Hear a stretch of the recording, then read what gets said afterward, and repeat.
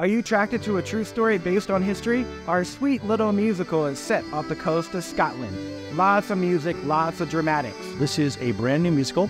It's about the Isle of Eigg in the Hebrides, and we are taking it to the Edinburgh Fringe Festival. This is a story about the community buyout of the Isle of Eigg. Over the course of 20 years, 8 lords owned the island.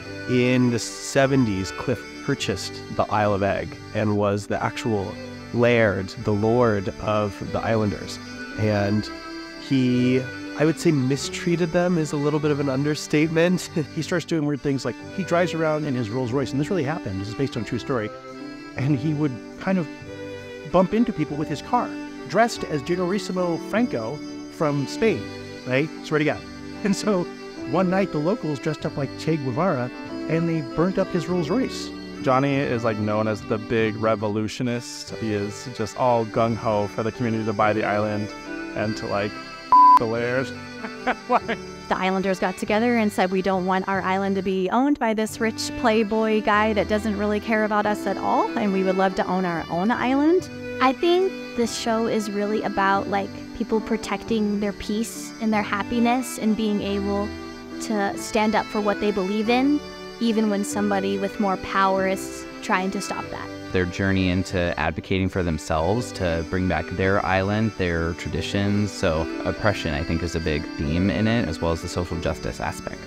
I guess the way I work, which is a lot different than a lot of composers that you might talk to, is I need to have the story in my head. So, my experience on the island, in the caves and working with the people and having a Gaelic dance, I realized that this show wouldn't work unless I somehow captured the atmosphere on the island. Myself and Abel had to learn how to play Gaelic, which is really a lot of fun. With the accordion, we are bringing kind of the sound of Scotland to the stage here.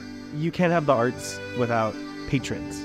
So any support that we get, that helps us so much, not only make the show the best that it can be, but also it helps support us on our journey from start to finish. I'm very blessed and excited for the opportunity. I'm excited to be one of the people representing Colorado in the festival. We need your help, and art can truly change the world.